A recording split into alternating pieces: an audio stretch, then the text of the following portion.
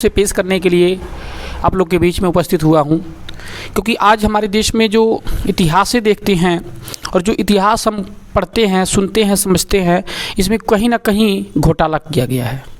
घोटाला ये किया गया क्योंकि अगर हम देखते हैं कभी कभी तो हमारे देश की इतिहास इस तरह से छुपती है जैसे कि हमारे किसी भसुर को देख करके कोई बहू छिपती है।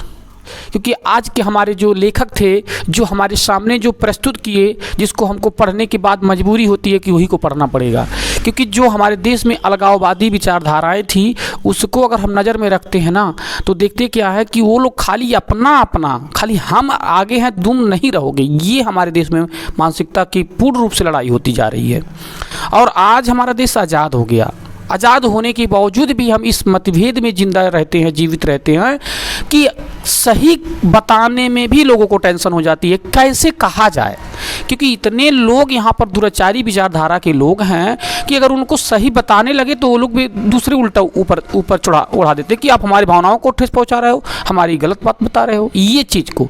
लेकिन भैया मैं आप लोग से मेरी ऐसी कोई मानसिकता नहीं है जो आप लोग की भावनाओं को ठेस पहुँचाए। लेकिन हाँ, अगर आप गलत हैं तो मैं आपकी भावनाओं को कब तक कदर करते हुए पहुंच पाऊंगा भैया, क्योंकि देखिए गलत लोगों का कोई भावना नहीं होती है और अच्छे लोगों की कोई गलत भावना नहीं होती है और बुरे लोगों की कोई भावना कदर नहीं करता है। इसीलिए मैं देर ना करते हुए मैं इतिहास को आप लोग के बीच में प्रस्तुत करता हूँ। आइए देखेंगे 26 जनवरी क्या है। कह रहा भारत का राष्ट्रीय पर्व 26 जनवरी 1950। फिर कह रहा भारत का इतिहास क्या है, आइए जानें। फिर कह रहा 15 अगस्त और 26 जनवरी में अंतर क्या है, डिफरेंट क्या है, भिन्नता का पाई जाती है।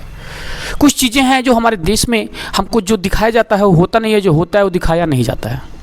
जब हमारे देश में 1949 में संविधान को बन गया, बाबा साहब ने डिप्टी कमेटी के अध्यक्ष होते हुए और उन्होंने संविधान को मसौदा को तैयार किया और संविधान के मसौदा को तैयार करने के बाद जब हमारे देश में संविधान बन गया तो लोगों ने 1949 में संविधान बन करके तैयार हुआ, लेकिन साल भर लगा दिया, उठापटक करते रहे, सही है कि नहीं है, लगाए कि ना लगाए, मतलब इस तरह से करते करते ला करके तब लोगों को लगा कि नहीं लगा ही देना चाहिए, क्योंकि लगा ही देना चाहिए।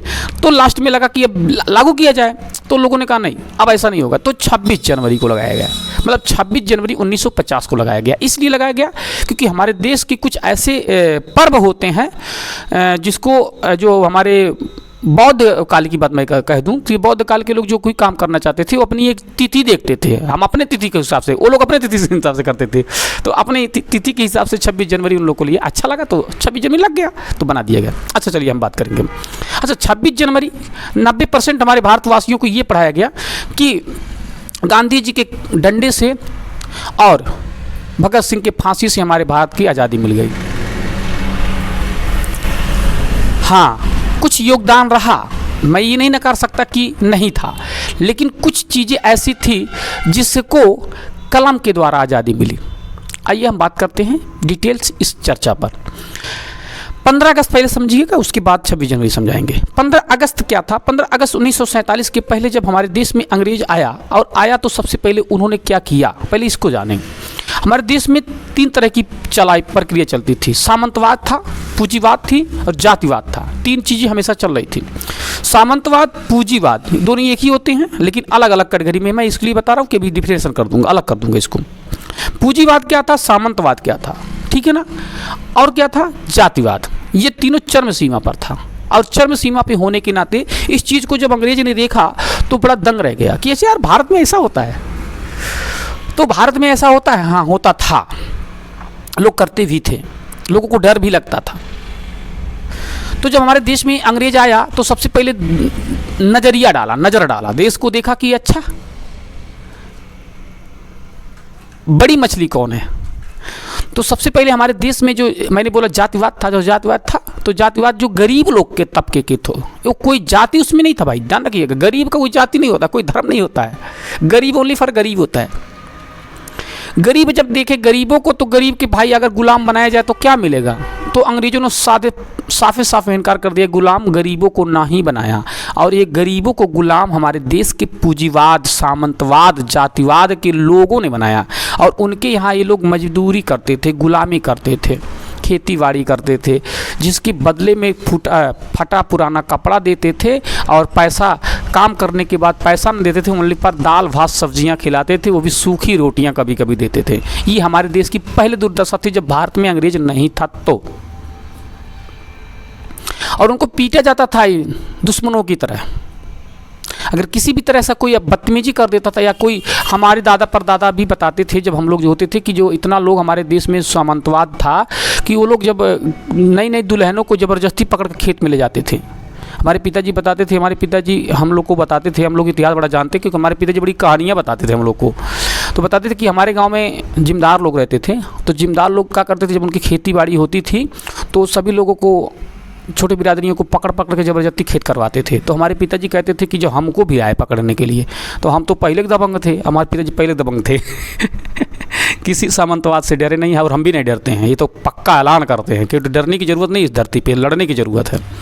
हमारे पिताजी कह शुक्ला लोग वहाँ पर हमारे देश में बहुत ज़्यादा लोग रहते थे, तो उन लोगों को बड़ा सामंतवादी करते थे, तुरंत झगड़ा हो गया, पिताजी गई बनाई की है, और हमारे घर के कोई नहीं जाता था, सारे लोग जाते थे। बताया जाता कि हमारी दादी जो रहती थी, हमारे गांव में एक अमीर आदमी था, वो शायद दूसरा बिरादर था, ब्राह्मण नहीं था, तो उसके यहाँ नहीं नौकरी करती थी, दूसरे के यहाँ। मतलब भाई देखो, पहले गरीब होते थे और वाकई में नौकरी होता था क्या, गुलामी होती थी। तो उसने कह दिया कि है, उसने बुलवाया तो बोला कि तुम हमारे यहाँ काम करने नहीं आती हो क्यों? तो उसने कहा हम मालिक के यहाँ काम करते हैं और हम आपके यहाँ काम नहीं करेंगे। तो उसने जानते हो क्या कहा, कौन हमारे सिवा कौन मालिक हो गया? तो जाति का वर्मा थे हमारे गांव में, बड़ा सामंतवान होते थे, बड़ा धनी होते थे वो लोग, तो उनके यहाँ काम वाम करते थे हमारे घर के लोग। सही बात है, धनी थे भाई, जिम्मेदार थे उस समय के, आधे में ये लोग थे आधे में वो लोग थे। तो यहाँ के हमारे यहाँ के शुक्ला लोग क्या किए, उसको पकड़वा लाए। किसको? बर्मवा को पकड़वा के लाए। क्या बता, तू कैसे मालिक हो गया गाँव का रे? उन्होंने कहा भाई मालिक हम कैसे कहाँ कहे हैं, कई बुढ़िया कही है। और उस बर्मा ने हमारे दादी को क्या कह दिया, तुमको काम नहीं देंगे, भगो यहाँ से। और उनके पीठ पर, बर्मा के पीठ पे 5 ठू ईंटा धरवाए थे। बताइए, इतनी कमीनागिरी था पहले। अब बताइए, इस कमीनागिरी को हम कैसे भूल जाएंगे? अब अगर आप हमको बताइए, समझाइए, फुसलाइए, तो हम कैसे फुसल जाएंगे का? हमारे दादा हमको ये कहानी को बताएं, हमारी दादी के साथ हमारी घटनाएं बीती, हम कैसे भूल जाएं भैया? हम तो नहीं भूलेंगे। तो ये मैं इसलिए शेयर कर दिया क्योंकि रियलिटी घटना था, ये इतिहास तो है ही है, क्योंकि बीत गया, ना पिताजी है ना दादी जी हैं, तो इतिहास ही हो गया। तो ऐसा होता था, सही होता था। चलिए अब हम चलते हैं राष्ट्र पर। अंग्रेज आया तो सबसे बड़े लोगों को, जिम्मेदारों को पकड़ के गुलाम बना लिया। तो उनको लगा हाँ अब हम गुलाम हो गए, ठीक है, तब मज़ा आया। जब गुलाम हो गए तो उन लोगों ने देश में अफवाह फैलवा दिया कि हम लोग गुलाम हो गए। तो जो लोग किसान थे ना, उनको क्या पता, बेचारे को पढ़े लिखे होती नहीं थी। तो उनसे पूछा गया कि भाई कौन गुलाम बनाया? तो उन्होंने कहा अंग्रेज गुलाम बनाया। अच्छा, ये नहीं कहे कि हम जिम्मेदार हैं, हमको गुलाम बनाया अंग्रेज, ऐसा नहीं कहे, हम लोग, भारत गुलाम हो गया। तो भारत गुलाम हो गया मतलब भारत में गरीब भी रहता था। तो उन लोगों बेकुतु किया, तो वो लोग उनको समझाया गया कि देख, अगर मैं गुलाम का मतलब, उन्होंने कहा ये कि अगर वो लोग हमारा धन ले लेंगे तो हम कहाँ तुमको हारवाही करवाएंगे, कहाँ खेती करोगे, कहाँ तुमको अन्न मिलेगा, कुछ नहीं मिल पाएगा। तो यहाँ के जो गंवार बेचारे थे वो लोग, हाँ ऐसा बात है। अब वो लोग विरोध करने लगे, किसका? अंग्रेज का, डायरेक्टली अंग्रेज का विरोध। इनका छोड़ दिए, अब छोड़ करके लड़ाइयाँ शुरू हो गई धीरे धीरे इस तरह से। जब हम इंडिगो पढ़ते हैं चैप्टर